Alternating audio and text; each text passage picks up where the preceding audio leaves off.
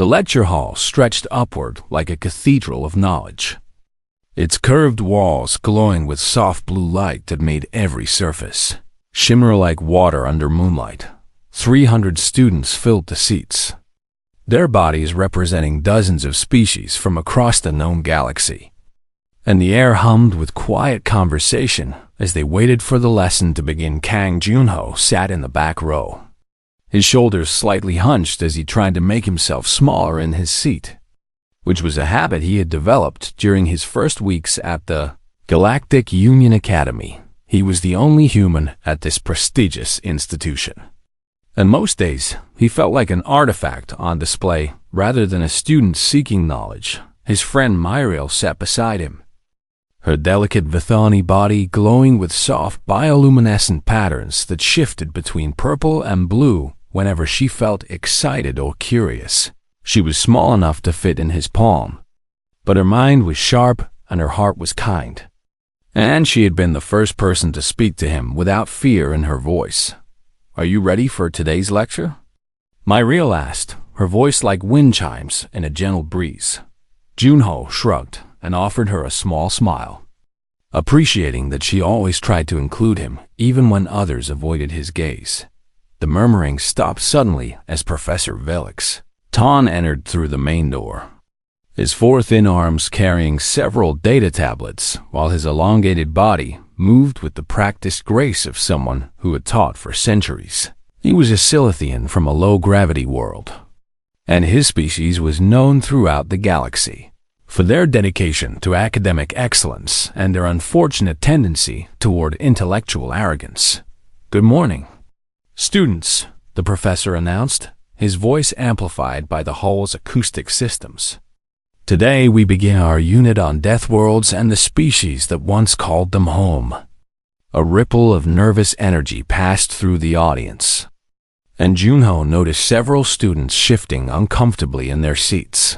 He had heard the term before, but had never received a proper explanation. So he leaned forward with genuine curiosity as the professor activated the central holographic display. "Deathworlds," Professor Tom began, his tone taking on the weight of someone discussing ancient horrors. "Were planets that developed under extreme and hostile conditions, with environments so dangerous that survival itself was a constant battle against nature." The holographic display flickered to life, showing a rotating planet covered in swirling storms and volcanic eruptions, high gravity that crushed bones, atmosphere filled with corrosive gases, temperature swings that could freeze or boil organic matter within hours, and predators that evolved specifically to hunt and kill. Students gasped and whispered among themselves, and Junho watched the display with growing unease forming in his stomach. The species that evolved on such worlds were, by necessity, extremely dangerous, the professor continued, his forearms gesturing dramatically. They developed thick bones to withstand crushing gravity, aggressive immune systems that attacked anything foreign, and predatory instincts that made them natural hunters. The display changed to show silhouettes of massive creatures with claws and teeth, and forward-facing eyes designed for tracking prey. But here is the important lesson. "Students," Professor Ton said, lowering his voice for effect, "every single Deathworld species we have ever discovered went extinct, without exception." He paused to let the words settle over the audience like a heavy blanket. Some destroyed themselves through warfare. Others depleted their resources until their worlds could no longer sustain them. And some simply could not adapt when their environments changed too quickly. Myriel glanced at Junho with concern, noticing that his face had grown pale and his hands had curled into fists on his lap. The Galactic Union has documented over 40 extinct Deathworld species, the professor declared proudly, and our scholars have concluded that intelligence and extreme survival adaptations are fundamentally incompatible with long-term civilization.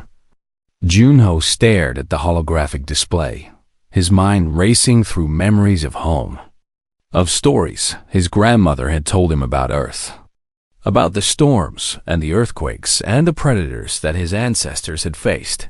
He looked down at his own hands, noticing the calluses from physical work, feeling the dense muscles beneath his skin that had developed naturally in higher gravity. His eyes faced forward, designed by millions of years of evolution to track movement and judge distance for hunting. His heart began to pound as understanding crashed over him like a cold wave. "Professor?" Junho raised his hand slowly, his voice cutting through the hushed atmosphere of the lecture hall. 300 heads turned to look at him, and even from across the room he could see Professor Tan's expression shift from annoyance at the interruption to curiosity about what this strange exchange student could possibly want to ask. "Yes." "The human student," the professor acknowledged, speaking the word human like it was a term he had only recently learned. "What is your question?"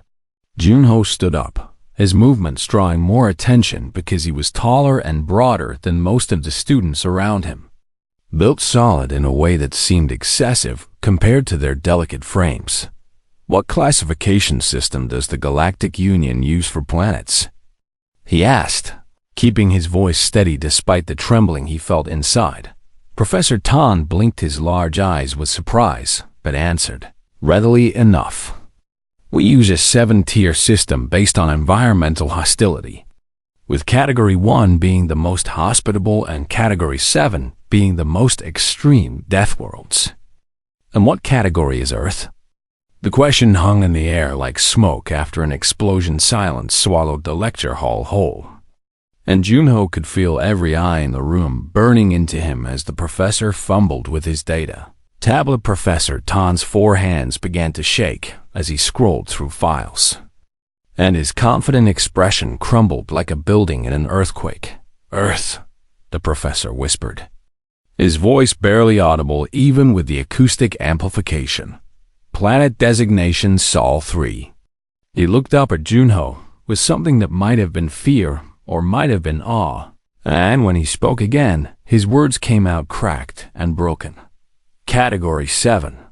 Gasps erupted throughout the hall, and several students actually fled toward the exits, while others pressed themselves against their seats as if trying to escape through the walls. Myriel remained beside Junho, her bioluminescent patterns flashing rapidly between colors as she processed what she was hearing. "That cannot be correct," Professor Tan muttered, scrolling frantically through his data. "The records say all Category 7 species went extinct. There must be an error in the classification." "There is no error," Junho said quietly, and somehow his calm voice carried further than any shout could have managed. "Earth has high gravity, extreme temperature variations, tectonic instability, atmospheric oxygen that supports rapid combustion, and thousands of predatory species, including microscopic organisms that invade and destroy from within." He held up his hands, showing them to the room like evidence in a trial. "My bones are 4 times denser than galactic average because my ancestors evolved under crushing gravity. My immune system hunts and kills foreign organisms because my world was filled with diseases that could wipe out entire populations. And my eyes face forward because my species were both predator and prey." The lecture hall had become so quiet that Junho could hear his own heartbeat echoing in his ears. Professor Tan set down his data tablet with trembling hands, his earlier arrogance completely shattered by this revelation that contradicted everything he had taught for centuries. "How?" the professor asked, his voice barely a whisper. "How did your species survive?" Junho thought about his grandmother's stories, about the ice ages and the plagues and the wars and the disasters that had shaped human history into a tapestry of suffering and triumph. "We adapted," he answered simply. "We always adapt." Professor Tan stared at him for a long moment, and when he finally spoke, his voice cracked like thin ice under pressure. "Class is dismissed." Students scrambled for the exits, giving Junho a wide berth as they fled past him like prey animals escaping a predator they had only just noticed in their midst. Within moments, the lecture hall stood empty except for Junho and Myriel, who had not moved from her seat beside him. "Junho," Myriel said softly, her glow settling into a steady, warm amber that he had learned meant concern and affection. "Are you all right?" He sat back down heavily, suddenly exhausted by what had just happened. "I do not know," he admitted, staring at the empty holographic display where images of extinct Deathworld species had floated just minutes before. "I always knew Earth was harsh, but I never knew it was supposed to be impossible." Myriel reached out and placed her tiny hand on his arm, her touch cool and gentle. "You are still you," she reminded him. "Whatever Earth is classified as, you are still my friend." Junho managed a weak smile, grateful for her loyalty, even as he felt the weight of new knowledge pressing down on his shoulders. He had come to the Galactic Union Academy seeking education and connection, hoping to help his people find their place among the stars. Instead, he had discovered that the galaxy had looked at his homeworld and concluded that nothing intelligent should be able to survive there, and now everyone knew that he was living proof that the galaxy had been wrong. Outside the lecture hall, he could already hear voices rising. News traveled through Nexus Station like wildfire through dry grass, and by the next morning, every being on the massive space station knew that a living Deathworlder attended classes at the Galactic Union Academy. Junho discovered this when he tried to walk to the dining hall for breakfast and found students pressing themselves against walls to let him pass, their eyes wide with terror as if he might attack them at any moment. He had never felt more alone in his entire life. Myriel stayed by his side, her small body perched on his shoulder as she glared at anyone who looked at her friend with fear or disgust. "They act like you are a monster," she complained, her bioluminescent patterns flashing angry red. "You have been here for 3 months and never hurt anyone." "They are scared," Junho replied quietly, keeping his voice low so others would not hear. "I cannot blame them for that." But deep inside, he felt the sting of rejection more sharply than he wanted to admit. His communication device buzzed with an urgent message from the Academy administration, summoning him to Director Saul Phoenix's office immediately. The walk across campus felt like a parade of shame, with students watching from windows and doorways as he passed. Some whispered behind their hands, and others simply stared with expressions that ranged from curiosity to outright hostility. Director Phoenix's office occupied the top floor of the administration building, and the ancient Corvati sat behind a desk made of crystal that matched his own translucent body. He was one of the oldest beings Junho had ever met, with a form that seemed to shift and shimmer like light through a prism. "Please sit down, Kang Junho," the director said, his voice resonating like music through the crystalline chamber. "We have much to discuss."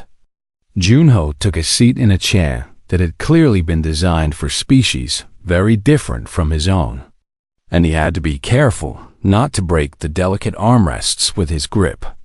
"I assume you have heard about the situation that has developed since yesterday's lecture?" Director Phoenix asked. "It would be hard to miss," Junho admitted. "Half the station seems to think I'm about to start hunting people for food."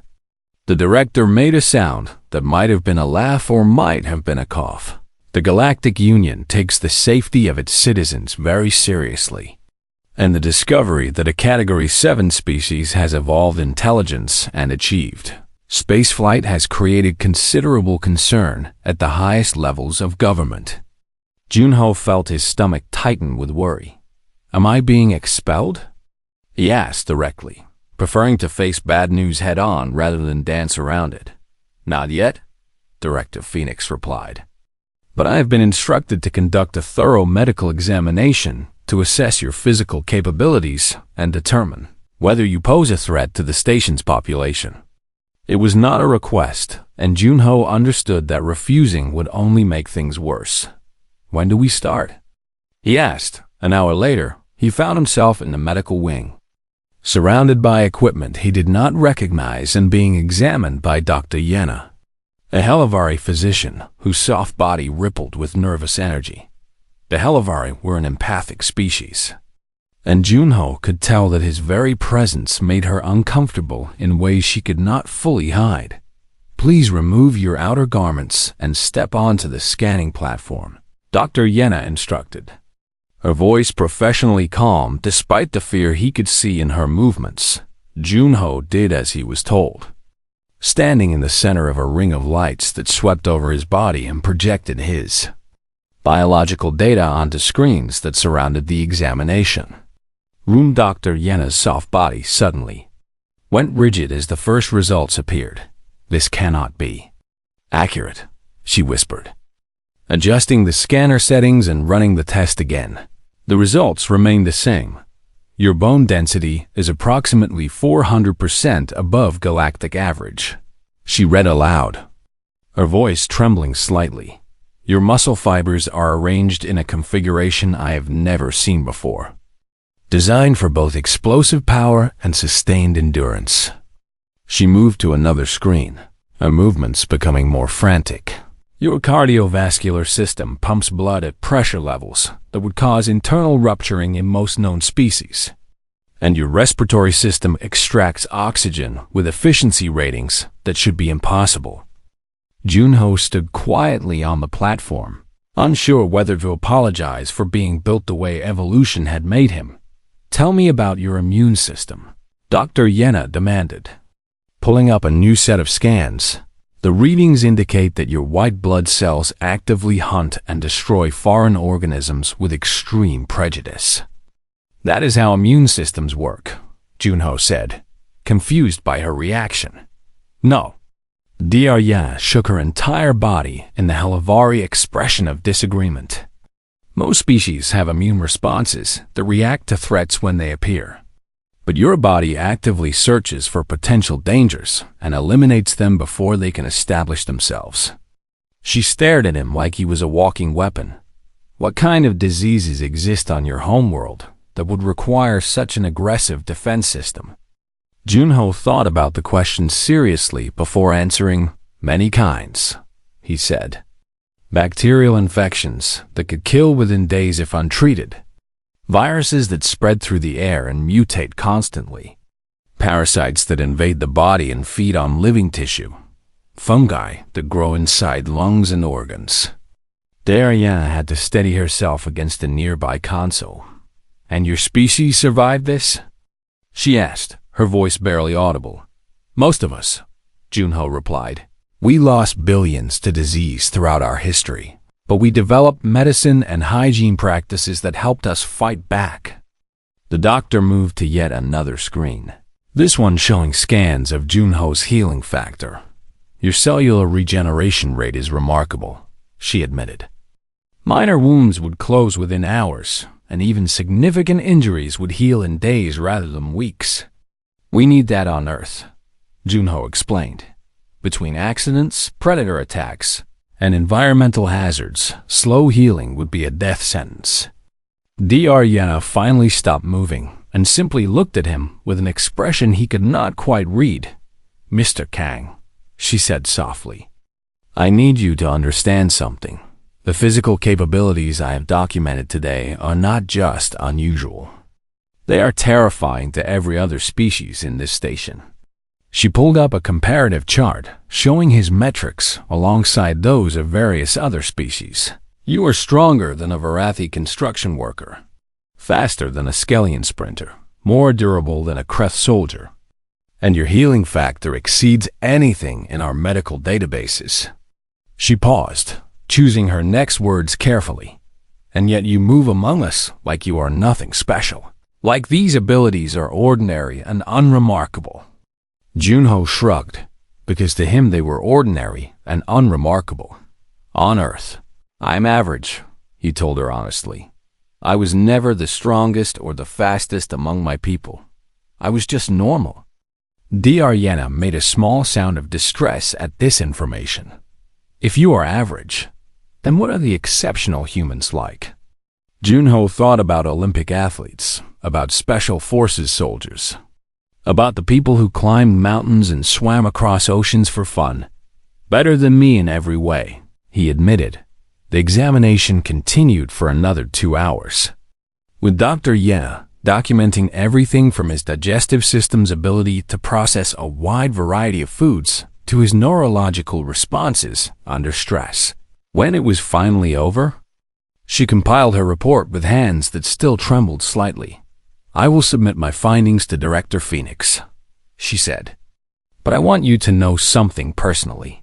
She met his eyes directly, which seemed to require considerable courage on her part. "I have treated patients from over 200 species during my career, and I have never been more impressed or more frightened by a single patient."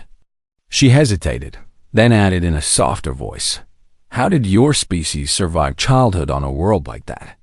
Junho smiled sadly, thinking of all the humans throughout history who had not survived childhood, who had died from disease or accident or violence before they could grow up.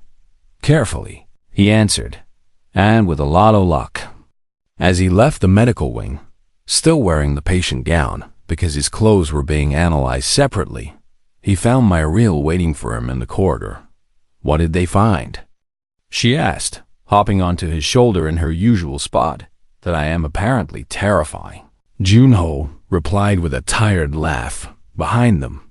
Dr. Yena watched them go, already composing a message to Director Phoenix that would change everything. The human was not just a survivor of a death world. He was proof that the Galactic Union had made a terrible mistake. Long ago, and somewhere in the classified archives, there were secrets that needed to stay buried. 3 days passed after the medical examination, and during that time, Junho noticed the strange things happening around him that made his instincts prickle with warning. Security personnel who had never paid attention to him before now followed him at a distance. Trying to look casual but failing completely, his academy access card stopped working in certain areas of the station, locking him out of libraries and research centers he had visited freely just a week ago. And most disturbing of all, his communications with his colony ship were being delayed, with messages taking hours to arrive when they should have been instantaneous. He was sitting in his small dormitory room, staring at the ceiling and wondering what would happen next, when his door chime sounded. "Come in," he called, expecting Myriel with her daily visit. Instead, Director saw Phoenix entered alone, his crystalline form catching the light as he moved into the room with an expression that looked almost guilty. "Mr. Kang," the director said, his musical voice softer than usual, "I believe it is time for us to have a private conversation." Junho sat up immediately, his heart rate increasing as adrenaline flooded his system. "Should I be worried?" he asked. Director Phoenix settled into the room's only chair, leaving Junho sitting on his bed like a student called to the principal's office. "That depends on how you react to what I am about to tell you," the director replied.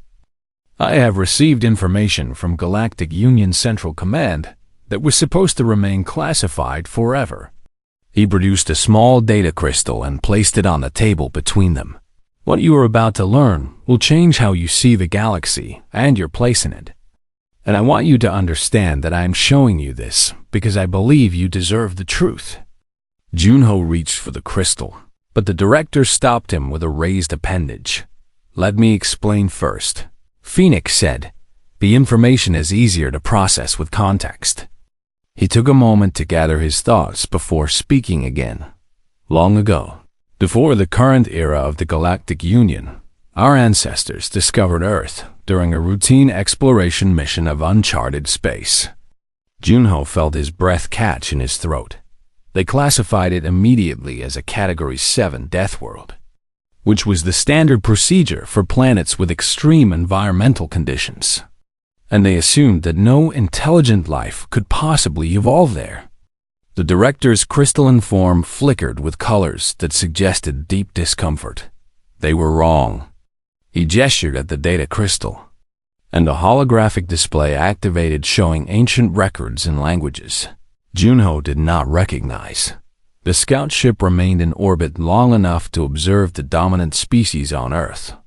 The species that would become your ancestors. And what they witnessed terrified them beyond anything they had expected. The hologram shifted to show primitive human settlements. Hunters tracking animals through forests. And warriors fighting each other with weapons made of stone and wood. They saw beings that could run for hours without stopping, tracking prey across vast distances until the target collapsed from exhaustion. Another image showed humans surrounding a massive predator, working together to bring it down. They saw pack coordination that rivaled any known species in the galaxy, with individuals willingly risking their lives to protect others in their group. The images changed to show humans surviving natural disasters, rebuilding settlements that had been destroyed by floods and fires and earthquakes. And most disturbing of all, they saw a species that simply refused to die, no matter what their world threw at them. Director Phoenix paused, letting the weight of his words settle. The scout commander sent a report back to Central Command with a recommendation that would shape galactic policy for thousands of years. The hologram displayed text that Junho could now read. Translated into standard galactic script, "They do not stop," he read aloud. "No matter what we observed, disaster, famine, war, they rebuilt, they adapted, they continued. Recommend permanent isolation." His hands were shaking as he lowered them from the holographic controls. "You quarantined us," he said, his voice flat with the effort of controlling his emotions. "We quarantined Earth," Director Phoenix confirmed. "We established a monitoring perimeter, erased all records of the planet's location, and taught every subsequent generation that Deathworld species always destroyed themselves." He met Junho's eyes with something that might have been shame. "We were afraid. Not of human violence specifically, but of human persistence. We could not predict what a species like yours would do if it reached the stars. And that uncertainty terrified us more than any weapon." Junho stood up abruptly, pacing the small room like a caged animal, while his mind processed this betrayal that spanned thousands of years. "My colony ship," he said suddenly. "We left Earth 300 years ago. We traveled through uncharted space for generations before making contact with the Union. How did we get past your quarantine?" Director Phoenix's form darkened with an emotion that looked like grief. "You were not the first," he admitted quietly. Junho stopped pacing. "What do you mean?" "Throughout our history, humans have found ways to escape Earth's gravity and reach for the stars. Your species developed spaceflight despite having no contact with galactic civilization, despite having no guidance or assistance." The director pulled up new records, these ones more recent. "We detected 17 separate human expeditions that breached the quarantine perimeter over the last 1,000 years. 17 expeditions." Junho did the math quickly in his head, calculating the population that would require, the resources, the determination. What happened to them? He asked, though part of him already knew the answer. Director Phoenix did not respond immediately. "Director." Junho pressed, his voice harder now. "What happened to the other human ships?" "They were intercepted," Phoenix finally admitted. "Galactic Union military forces were dispatched to prevent any human vessels from making contact with established civilization." The words hit Junho like a physical blow. "You killed them," he said. "The official reports call it containment," the director replied. "But yes, for over 1,000 years, the Galactic Union has systematically prevented humanity from joining the galactic community." Junho's vision blurred with tears. He refused to let fall 17 ships, thousands of his people. Brave explorers who had dared to reach for the stars, just like his own ancestors, all of them destroyed by a galaxy that was too afraid to let them live. "Why did my ship survive?" he demanded.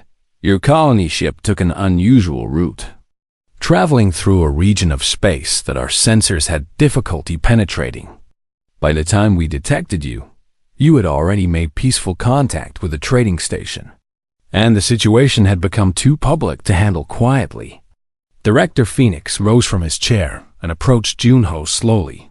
I am telling you this because I believe you deserve to know the truth, and because I believe the Union was wrong. Junho turned to face him, his expression a mixture of grief and anger. You erased us from history, he said. You taught your children that we were extinct. You murdered our explorers. And now you expect me to believe you think it was wrong? I expect nothing, the director replied. I am simply giving you information that was hidden from you. What you do with it is your choice. He moved toward the door, then paused. There will be a council meeting tomorrow to discuss the human situation. And there are those who would prefer to make you disappear rather than deal with the complications your existence creates. He looked back at Junho with an expression that might have been hope. But there are also those of us who believe it is time to correct the mistakes of the past. The question is whether you can give us a reason to believe that humanity deserves a second chance. The door opened to reveal Myriel standing in the corridor. Her patterns flashing with alarm, she had clearly heard everything. Junho, she whispered, her voice cracking with emotion. He looked at his small friend, the first alien who had ever shown him kindness, and he felt the weight of representing his entire species pressing down on his shoulders. 17 ships, thousands of humans who never came home, and now the fate of humanity's future in the galaxy rested on what he did next. I need time to think, he told Director Phoenix. The crystalline being nodded and departed, leaving Junho and Myriel alone with the terrible truth that had been buried for so long. Tomorrow, the council would meet and Junho would have to find a way to prove that humanity deserved to exist among the stars. The morning of the council meeting arrived with the weight of 1,000 years of buried history pressing down on Nexus Station. Junho had not slept, spending the entire night thinking about 17 ships, full of his people who had reached for the stars and been cut down by fear. He thought about his grandmother, who had told him stories of Earth's beauty and Earth's danger, who had taught him that humans were survivors above all else. He thought about Myriel, who had defended him when no one else would, who had proven that friendship could cross the boundaries between species. And he thought about what it meant to represent an entire world, an entire people, to beings who had decided long ago that humanity should not exist. The council chamber occupied the heart of the administration building, a circular room designed to hold representatives from every species in the Galactic Union. Today, it held only a handful of officials, but their power was immense. Director Phoenix sat at one end of the curved table, his crystalline form darker than usual with the weight of the situation. Beside him were 3 other administrators, species Junho did not recognize, all watching him with expressions he could not read. And at the center of the table sat Counselor Dreth, a high-ranking military official from Union Central Command who had arrived on Nexus Station specifically to deal with what they were calling the human situation. Dreth was a Cothrani, a species known for their cold logic and their history as the Union's primary military force. His body was covered in dark scales that absorbed light, and his eyes glowed with an inner fire that made Junho think of predators waiting in shadows. Kang Junho, Counselor Dreth spoke, his voice carrying the absolute confidence of someone who was used to being obeyed. You stand before this council as a representative of a species that was classified as extinct for very good reasons. Junho remained standing, refusing to show weakness, even though his heart pounded in his chest. I stand here because I am alive, he replied calmly. Whatever reasons your ancestors had for fearing us, I am not extinct. Dreth made a sound that might have been contempt. Your species evolved on a Category 7 Deathworld, which means your very biology is designed for violence and survival at any cost. The records show that humans are capable of remarkable destruction when provoked. The records also show that we are capable of remarkable creation, Junho countered. We built civilizations, developed art and music and science, traveled to the stars using only our own knowledge and determination. And you waged wars that killed millions of your own kind. Dreth shot back. Junho did not flinch from the accusation. Yes, he admitted. We did. We have done terrible things throughout our history. But we have also done wonderful things, and we have learned from our mistakes. Dreth leaned forward, his glowing eyes fixed on Junho like targeting lasers. Words are easy. Human. Anyone can claim to be peaceful while hiding claws behind their back. I am here to determine whether you are a threat to the safety of this station and the Union as a whole. Then let me show you, Junho said suddenly, an idea forming in his mind. You want to know what I am capable of? Let me demonstrate. The council members shifted uncomfortably, and Director Phoenix raised an appendage in concern. What exactly are you proposing, Mr. Kang? Phoenix asked. Your academy has a survival simulation chamber. Junho explained. It is used to train students for harsh environments. Push it to its maximum settings and let me walk through it. Dreth's eyes narrowed with interest. You want to prove your physical capabilities? He asked. I want to prove that strength does not automatically mean violence, Junho replied. Your people have spent thousands of years assuming that Deathworlders are too dangerous to exist. Let me show you what we actually are.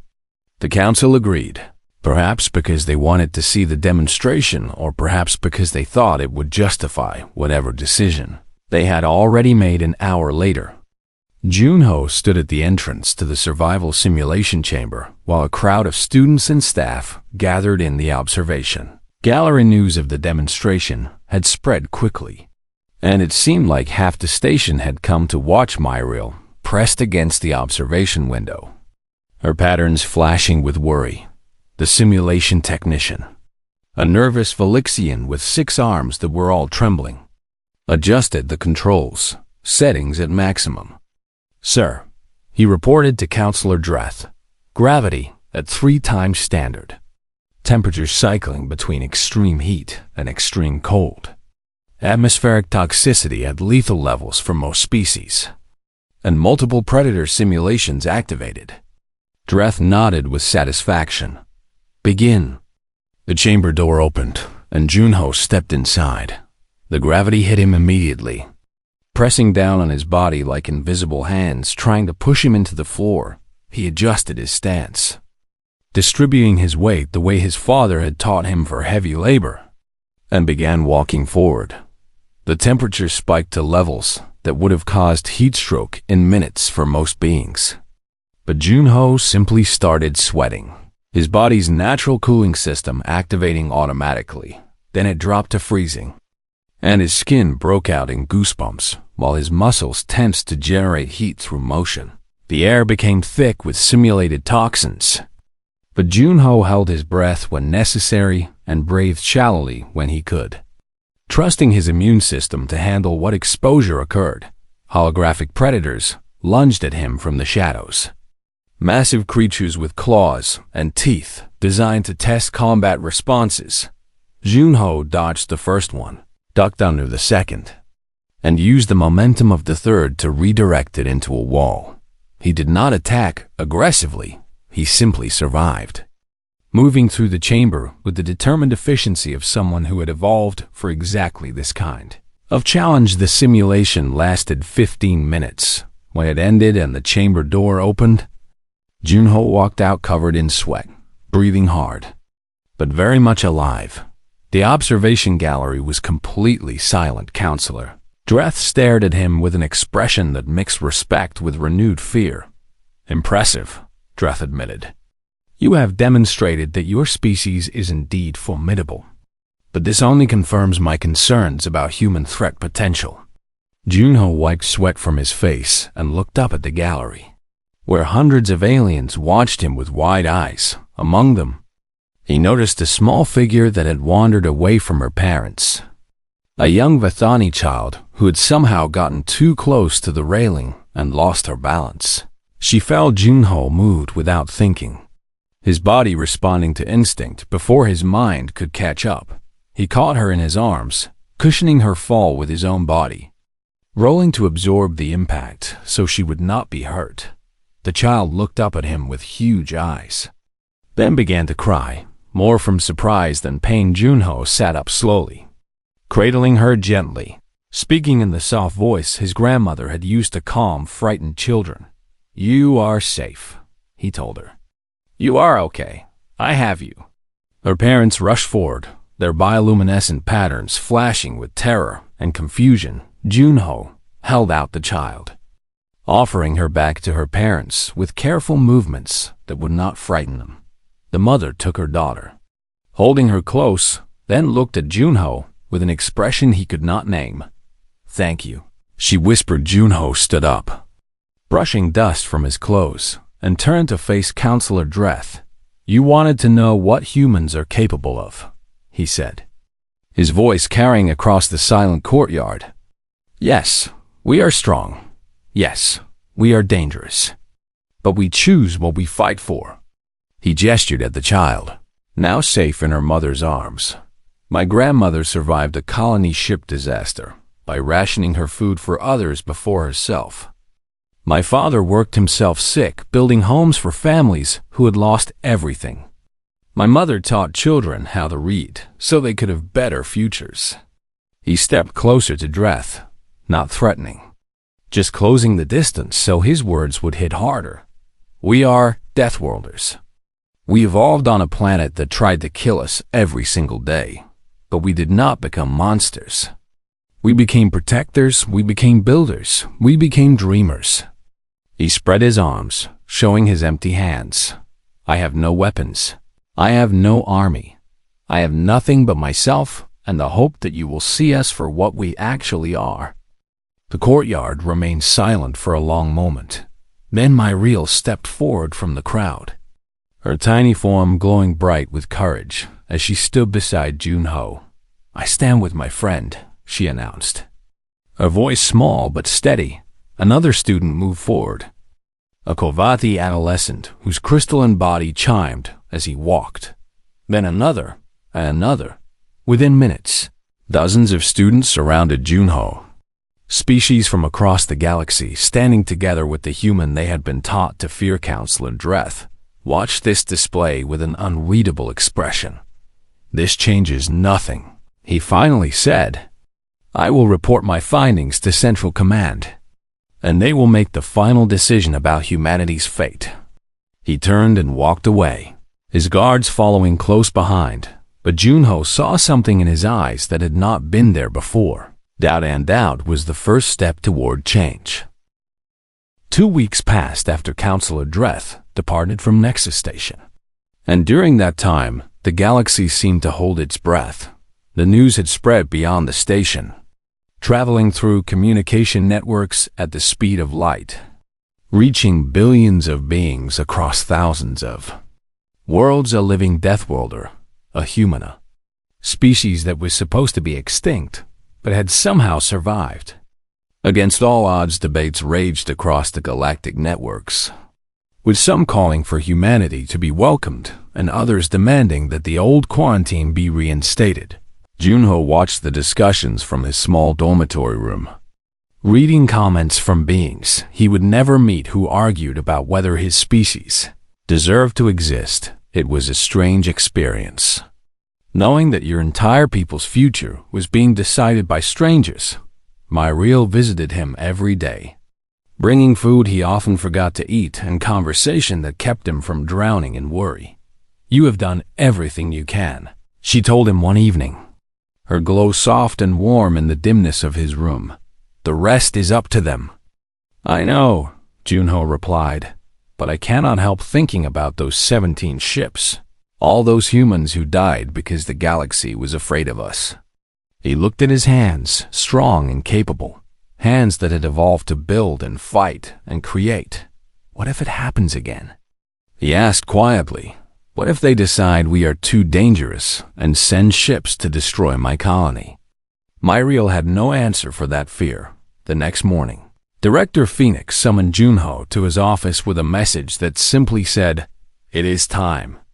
Junho walked across campus with my reel on his shoulder. Noticing that the students no longer fled from his presence, some still watched him warily. But others nodded in greeting, and a few even smiled.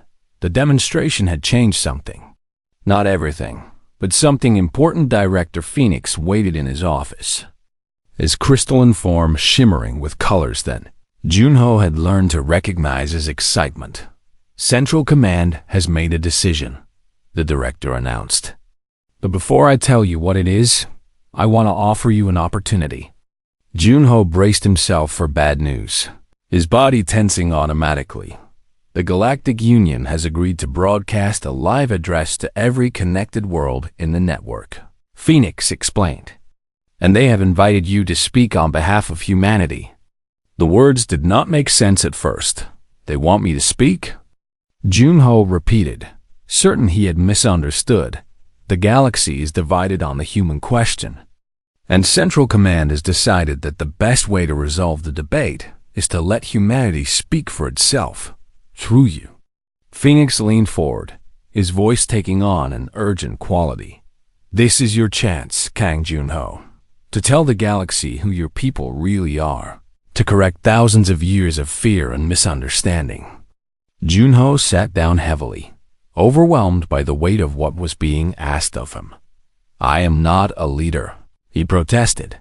"I am not a politician or a diplomat. I am just a student who wanted to learn." "And that is exactly why you should do this," Myriel said from his shoulder. "You are not trying to conquer anyone or gain power. You just want your people to have a chance." She hopped down onto the desk so she could look him in the eyes. "Tell them that," she urged. "Tell them the truth." An hour later, Junho stood in the same lecture hall where everything had begun. The seats were filled with students and staff from across the station. But the true audience was far larger. Cameras floated around him, capturing his image and transmitting it to billions of screens across the galaxy. He thought about what he wanted to say, about all the grand speeches he could give about human achievement and human potential. But when he opened his mouth, something simpler came out. "My name is Kang Junho," he began, his voice steady despite the fear churning in his stomach. "I was born on a colony ship traveling through space that your maps call uncharted." He paused, gathering his thoughts. 2 weeks ago, I sat in this very room and learned that my homeworld was classified as a Category 7 Deathworld, and that everyone believed my species should be extinct. A murmur ran through the audience, both present and remote. I learned that my ancestors were feared so much that the Galactic Union quarantined our entire planet and erased us from history. He looked directly into the nearest camera, speaking to the billions watching. I learned that 17 ships full of my people tried to reach the stars over the past 1,000 years, and that they were all destroyed because you were afraid of what we might become. His voice cracked slightly, but he continued, "I could stand here and tell you about human strength, about our bone density and our immune systems and our ability to survive environments that would kill most of you." He shook his head, "But that is not who we are." He took a breath and began to speak about things that mattered. "Let me tell you about my grandmother. Her name was Kim Soo-yen, and when our colony ship suffered a catastrophic failure that destroyed half our food supplies, she gave her rations to the children first." He smiled at the memory. "She went hungry for weeks so that others could eat. And when people tried to thank her, she just said that protecting the young was what humans do." The audience was silent, listening. "Let me tell you about my father. His name was Kang Min-jun, and he worked as an engineer on our ship. When we discovered a damaged alien vessel drifting in space, he argued for days that we should stop and help, even though we had barely enough resources for ourselves." Junho's voice grew stronger as he continued. "We saved 32 beings from that ship, species we had never seen before, and my father spent the next year teaching them our language and learning theirs." He looked around the lecture hall at the faces watching him, Let me tell you about my mother. Her name was Park Ji-young. And she was a teacher who believed that knowledge was the greatest gift one person could give another. He blinked back tears. She taught me that the universe was full of wonders waiting to be discovered, and that the best way to honor those wonders was to approach them with curiosity instead of fear. He spread his arms, encompassing the entire room. Yes, humanity evolved on a Deathworld. Yes, our history is full of violence and suffering. We have done terrible things to each other and to our planet. His voice dropped, but we have also done beautiful things. We have created art that makes people weep with joy. We have built machines that let us touch the stars. We have loved and sacrificed and hoped even when hope seemed impossible. He stood straighter, his shoulders squared with determination. You taught that Deathworld species always destroy themselves. Maybe some did, but we did not. His voice rang through the hall. We held on through ice ages and plagues and wars and disasters. We helped each other even when helping meant sacrifice.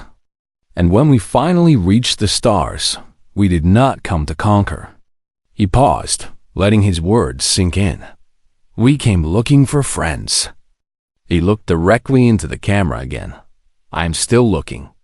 The broadcast ended. Silence filled the lecture hall for a long moment.